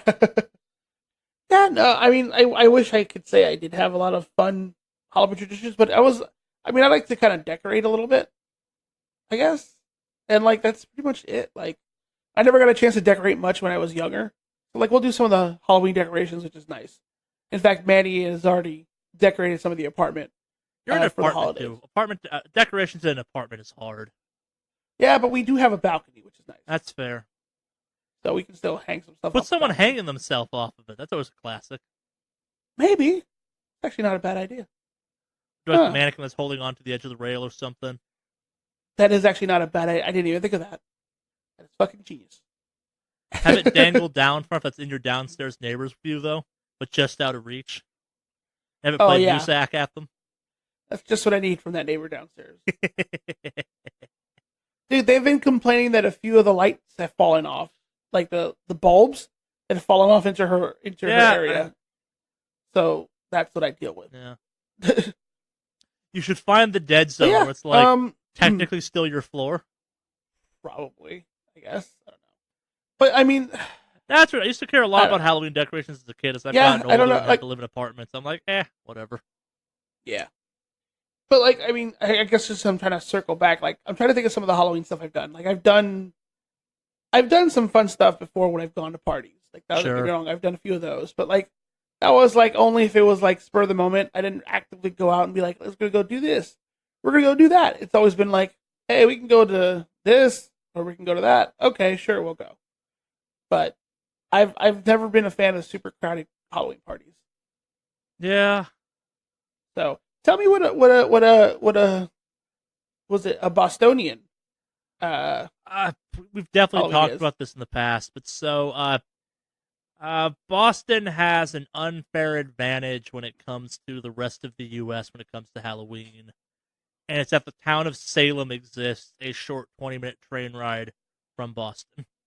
That's right. And Salem fucking doubles down on Halloween for the entire month of October. If I run into people from that area during October out here, we will inevitably talk about, and one of us will say, oh yeah, I'm going back to East for Halloween. It is a world-known thing that murders people every year. Ah. This is a weird thing I talked to someone about recently where it's I want to say Salem Halloween, and by that I mean the entire month of October, the festivities of Halloween murder 4 or 5 people a year. And I'm not talking the Halloween ghost goes around killing people. I'm talking 3 people fall off an overpass, 1 person gets robbed and shot, or 6 people drink themselves to death or something. But it's within kind of the footprint of what is Halloween there. And I know growing up you had the November 1st would roll around, you'd get the newspaper, and it was 4 dead in Salem. Oh shit, it was a good year. Next year it's 10 dead in Salem. You're that's more like it. Which was super fucked up, but it was also you got numb to the fact that some shit went down every year in Salem, which was next to a not so great part of that area, a town called Lynn that we have a variety of juvenile rhymes about. It's where you went to buy drugs if you were a high school student and wanted to get some hardcore shit, and we're in that neck of the woods. Like the train station stop for that, if you were on the train into Boston, was always like, wow, that's not a good place to get off. Like someone was always spraying graffiti on top of graffiti on top of graffiti. Oh, so just cake layers of graffiti. Yeah, but it's like, oh shit, someone tagged over my tag that I tagged over someone else's. Like it's the gotta reapply right now that the train is here. You're like, what the fuck? Do this at night. It's 8 a.m. on a Tuesday. It's Lynn, bitches. Fair. Yeah, I'm not trying to say like it's the once you have a town into like that.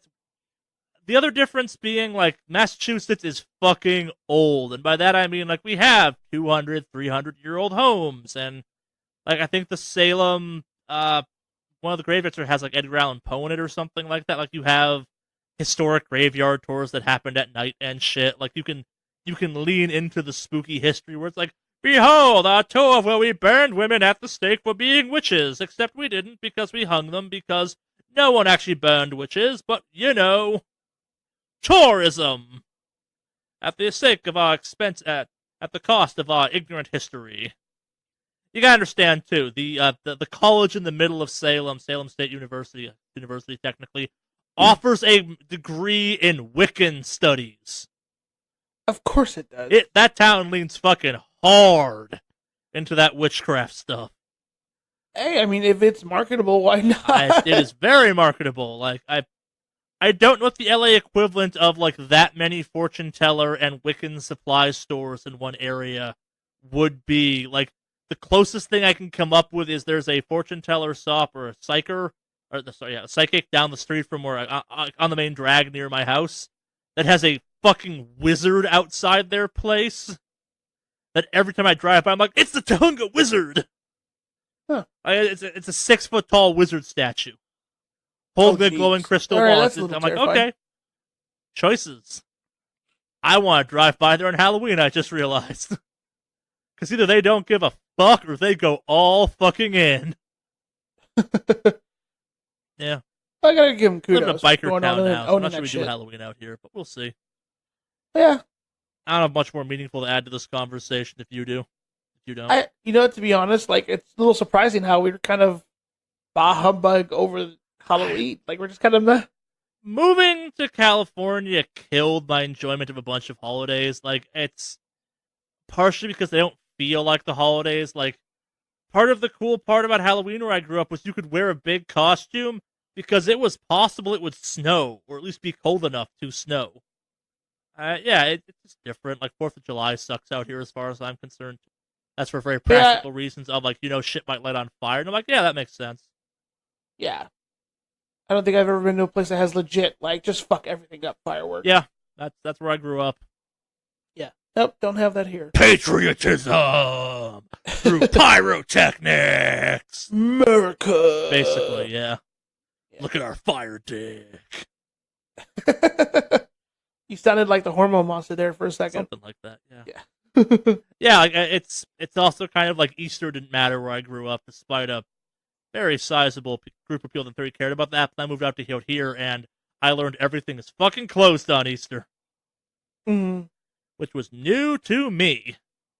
Yeah, you guys, like, it's being Jewish, Halloween is one of those holidays, like, that I really cared about, because it's one of the few times where it's like, yo, we're just like everyone else. We also get to put dumb shit up. See you at Christmas. No, you won't. Oh, yeah, because, you don't do Christmas. Nope. Yeah. Yeah. Emails? Yeah, sure. Let's dive into some emails. All right, we kind of got 2.5 this week. I think we've already done one of them, but I'll read it anyway just to make sure we've covered our base. But if you wanted to contact us, Alex, how would you go about doing that?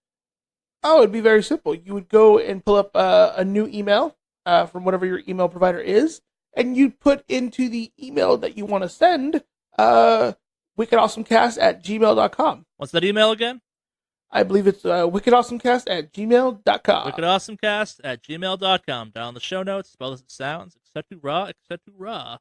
Let's get the easy one out first. This one comes in from Anonymous. They didn't sign it. If you don't sign it, I will not read your username, because that's how I work. Hey, Wicked Awesome Cast. Seeing as Alex has fled LA and Charlie's home team and a team he actively hates are in the World Series, can I get some vintage SWS LA hatred? I feel like we've covered that already. Yeah. I don't think we've done anything else other than like, hey, LA's playing, but I don't live in LA anymore. I mean, sure, it's hometown, but like, good on the Dodgers. I've never been more of a Red Sox fan than this World Series, because my girlfriend is a pretty big Dodgers fan, and they're not just beating them, they're like eviscerating them with a little bit too much frequency. And the one game the Dodgers won wore on to like 2 a.m. in the morning. It went to like 18 innings or something, and it was just unbelievably painful to watch. And it was a 2-1 win for the Dodgers. And then the game after that, they lost 9-6. I get the impression those 9 points happened after like a 4-point lead for the Dodgers for most of the game. Mm-hmm. So it's been like, oh, this is the best. Dodgers fans are unhappy, and the Red Sox are winning. I don't care about baseball at all. Yeah. Yeah, I'm kind of like, all right, that's cool, I guess. Yeah. I'm sure all my LA people would be really fucking mad. I don't live in LA anymore. I live up in the hills, being like, I'm not in LA anymore. I'm better than y'all. I have a yard. I escaped, but I still commute there. Peace. Yeah. Next email. Titled The Scariest Thing I Could Think of. Dear sadly lacking in Jeff Halloween cast. Since this is the last podcast before Halloween, I thought I would write in with the potentially scariest question the Wicked Awesome Cast has ever faced. What do your families think of the podcast? Are they even aware of it? Do they pretend it doesn't exist? Out of regret and shame. Joseph. I think my dad listens to it every once in a while. My parents don't know what podcasts are, I think. I got a kind of funny story about my sister, actually. So, my sister is pursuing a much more, I'm going to call it, traditional career than I chose to pursue, and as a result, had to be really careful what I'm on her Facebook and stuff like that. And then you've got me off on the other side of the country being like, yo, Big Dick Monster Man podcast! And, like, so she'll have this very sterilized, like, social media presence because she follows me. It's like, normal stuff, Big Dick Lizard Man!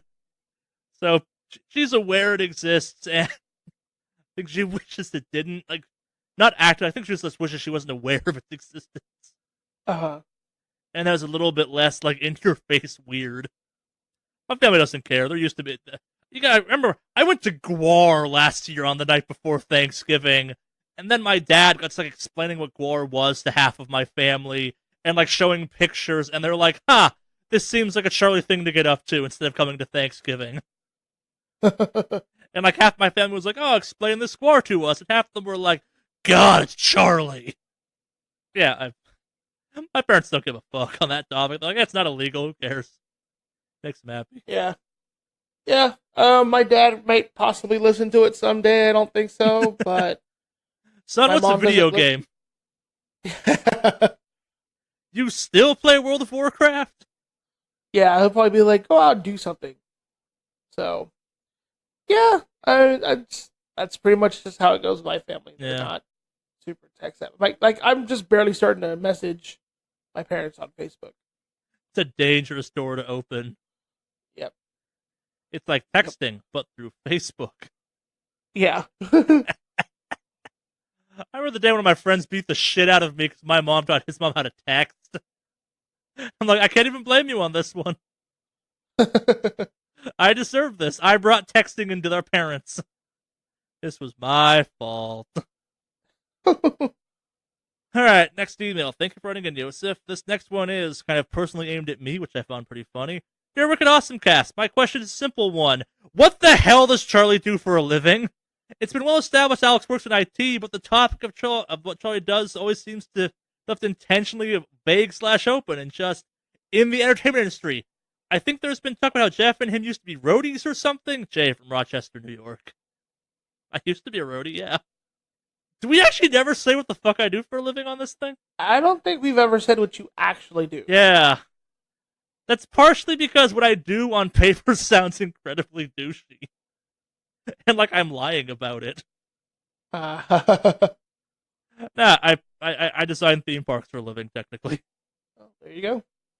Which is not as cool as it sounds, or like as much of a dream. It's a cool job, don't get me wrong, but like it's more of a kind of engineering architectural hybrid job. Like half my week this previous week, as I said, was spent commuting to get training in a program called Revit, which is a high-end architectural drafting tool, which means like it's better at drawing walls than the program we currently use and stuff. There is no like. Okay, actually, this is kind of fun to talk about. So my family, when I got into this, was like, "Is it the most magical job ever?" And I'm like, "No, I work in the dream killer department." People come to my department with really cool ideas and like awesome drawings, and we look at it and go, "No, you can't afford this. No one can afford this." Or, "That's cool." No, 'cause gravity. Yeah, we don't talk about it because it's a weird industry, and I have lots of NDAs, so like I can't talk about really anything I've ever worked on. Like I've worked on some cool stuff that I wish I could talk about, but I definitely probably like legally never can, and definitely not on a podcast. But yeah, probably the only thing I can talk about is there is a thing called Warner Brothers Land in Abu Dhabi, I think, that I was involved in working on. That's probably the most big cool thing I could probably say I've been working on at some point. It's not the coolest thing, but it's up there. It's a giant indoor theme park. Okay, actually, fun story time. Oh, Do you know about Ferrari Land, Alex? no. There's a place thing? called Ferrari Land Abu Dhabi, and it's almost worth Googling because the thing is this bizarre, shouldn't exist, supervillain lair kind of thing. It is a giant metal tent in the middle of the desert. Mm-hmm. And it's just insane that it exists. It's really cool that it exists, and it has like, it might still have. I'm not sure if it was at the time I was working on it. It had the world's fastest roller coaster, so fast they gave you goggles because it went outside, and the sand would damage your eyeballs because of the forces. Yeah. And it's been fixed, but for a while, because that place is in the middle of a desert, it caused microclimates inside, so it would rain inside the building because all the AC and sweat would get trapped against the kind of facility ceiling and condense and rain down on people. Mm-hmm. Which is nuts. I don't know. I found that story fun. I'm Googling this now. Ferrari. I don't know how to spell Ferrari. Why is it that I don't associate Ferrari with, like, first of all, one of the articles I see on here, Ferrari attractions for the whole family. Oh, just what go family? Just go to images. Like that's the place doesn't totally make sense from a IP standpoint. It does, but it doesn't. Its inception was a little bit weird, but like it's mostly looking at the outside of it is the cool thing because it's nuts. Wow. Okay. It's a giant like metal red starfish building. Yeah. That's a real thing that actually exists. You can see it on Google Maps. Huh. Yeah. I mean, it makes sense that this is in fucking, was it Dubai? Abu Dhabi. Abu Dhabi? Okay. Place next to Dubai. Yeah. It makes sense. Okay. Yep. I don't know how they can say this is fun for the whole family. Like, that part I can't talk about in any detail, but I can say this place exists. Huh. I didn't work on this one much. It's more just a fun, like, weird thing that people don't tend to know about in the industry. Or if you're not in the industry, it's not so, like, globally known. It's not a Disneyland or anything like that. It's because it's a different international park. Uh-huh. Yeah. But yeah, no, I work in the theme park industry, technically. I do, but it's... I don't like talking about it because talking about it is weird, and like there's no way of saying I work in the theme park. It's kind of in my mind sounding a little bit like a jerk, where it's like, oh yeah, right. That's not a real job. Nah, I think we talked about a long ass time ago on one of the podcasts. Used to be a roadie and stuff, did a bunch of stagehanding things, like worked my way up from kind of box pusher to a more traditional desk job, went to college for a bunch of this stuff. at the same time, the company I work for still occasionally does like the sets for operas and stuff because we like doing that stuff because it's way less of a hassle than theme parks are. Yeah. Yeah.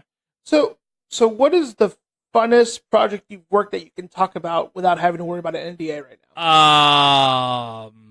Really, it's very few things I've worked on are outside of NDAs that I can talk about. Like, it's the general rule is once a company, like, once the park opens, you can say, hey, I did some stuff on that, or if the company you worked for officially acknowledges, like, hey, we did this thing, then you can talk about it. But like, there's a bunch of projects I'm on that I will never be able to talk about in official ways, or not for a long time till my NDA expires. And theme park NDAs are terrifying. Yeah, no, I can imagine. Yeah, it's lots of companies have a vested interest in, like, everyone shops certain stuff out to subcontractors, and the industry is slowly transitioning more and more into, hey, why don't we use the people whose entire business is based around doing X as opposed to trying to do everything in-house? So the NDAs have gotten a little more strict, where it's like, okay, we're going to say we did this, but maybe we didn't. Like, maybe you guys came in and did some part of it for us or something like that. Like, it's still designed by the company, but rather than spend 5 times more than necessary to do X, Y, and Z, they get the people that are good at doing X, Y, and Z to just do it for them. And it's the way most industries work, but the big companies are now slowly transitioning towards that because they just have to. Budgets are becoming realer and realer. Spending multiple billions of dollars on a thing is no longer quite as feasible as it used to be to fix it. When if it had just been done right the first time, they'd be like, we still spent $1 billion, but it's not $4 billion now. It's a weirdly secretive industry, and as a result, I just kind of don't talk about it much. I also still, in my brain, think of myself as a roadie more than not. It's like, what the fuck am I doing with a desk job? Push some boxes. Yeah. If you want to know more about it, email me, I guess, off the podcast. The podcast thing, I'll respond to it some. But, yeah, I'm not sure how much I can officially talk about in a general. I'm not sure I can talk about much really at all, except for, like, yeah, I do this. Yeah. The company. It can be a cool gig, but also, like, when it's crunch time and you're at the, like, end of a month, you've been pulling 60-hour weeks, you're like, fuck this. Where's the magic? Need some more pixie dust for my desk. That's good pixie dust. Yeah, the stuff I've thought coolest that I worked on was, like, when I worked through IATSE on, like, the League of Legends Championship a couple years ago. Like, that's the stuff, because it was more in my wheelhouse, I thought was the coolest, where it's like, yeah, it's a thing I recognize and care about. Most of my job is like, I don't know about this. Okay. Doesn't actually affect what I do for a living. A lack of knowledge. Or it's like, oh, I gotta watch the movies now. I now understand this. Okay. Yeah. Yeah. Hopefully that answers your question. Jeff is not a roadie. I'm not sure Jeff ever wants to admit what his job is because it's got even smaller circles than I have in my industry, and they're judgmental's maybe the wrong word, but this podcast won't be viewed as quite as fun in their industries. Like, my industry's full of weirdos like me, where it's like, gaming podcast, right on! I also have a gaming podcast. We only play Czechoslovakian video games, though. Didn't know that was a genre. Huh. We only play video games that are Sherlock Holmes clones without mentioning Sherlock Holmes. Interesting. Yeah. Jeff is an FBI agent. CIA agent. CIA agent? Yeah. Oh, God. The pale man has the package. Yeah. He specializes in missions in the Arctic and Antarctic region for his natural camouflage. How does the red hair work in that situation? He just puts on, like, a white beanie. That's how it works. And I'm hoping Jeff listens to this week so he can counterpoint with something. I'm not sure I disagree with you necessarily. Yeah. Hope that answers your question enough, Jay. I'm sorry I can't go more into it. I have a weird thing about me where, like, I've never thought anything I've ever, like, it's the, on the space sound like weird one, Alex, like, it's the, Have your parents ever wanted to see where you work? My parents? Not really. I mean, they knew I worked for, like, the school district for a while and all that, but Yeah. yeah, no, not So really. I guess, like, because I live across the country from my parents, whenever they want to see, like, the office where I work, and I'm always like, why? It's where I go to do job. What is interesting about this? Because I've been doing this long enough, I occasionally forget, and this is maybe the douchey part. It's like, oh yeah, I forget that I have a job that's actually maybe interesting to some people. I don't know. I think mechanics have cool jobs, and no one wants to talk to mechanics about their jobs. Yeah. Yeah. Yeah, my girlfriend does a similar thing. I think what she does is far cooler in the industry than what I do. And it's like, oh, what do you do? Oh, I do X, Y. That's so cool. Is it? I don't know. Mostly it's me going, never! You cannot afford this! Or physics! Or, and this is how you murder people. Okay, that's actually probably the funniest thing I ever worked on. Not worked on. Like, I for like a practice proposal, me and a friend made we called it Murder Park. And it was a theme park that was designed around at every single point in time you were, like, in the illusion of danger, but you never actually were. Wait, what? It was very itchy and scratchy land. Ah. Alright, so it was like roller coasters that had, like, swinging saw blades going over the coaster the entire time that were close enough you felt in danger, but were actually, like, outside of any reach envelope or anything like that. Like, the entire idea being, like, the entire theme park's theme is danger. It's like, okay, it looks like this roller coaster dead ends into a brick wall, and like, at the last second, it veers off or something, and it's like surrounded by spiky razor wire. Where again, it's like it looks like it's close enough to be dangerous, but it's not. Mm-hmm.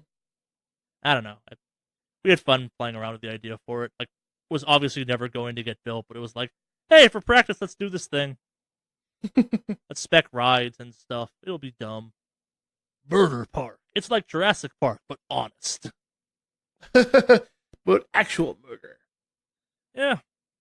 That does it for emails this week. Again, the address is wickedawesomecast@gmail.com. Down in the show notes, etc. Yeah. You got anything else you want to talk about before we get out of here, Alex? Yeah. So if you're listening to this, my Extra Life stream, I'll be doing it with Populous Gaming this Saturday, starting at 8 a.m. It probably won't be on my channel so much as we're gonna be doing like a co-stream on the actual other team channel. Okay. So yeah, I'll be doing 24 hours. It'll be a mixture of various games. Probably some WoW at some point because I do raid.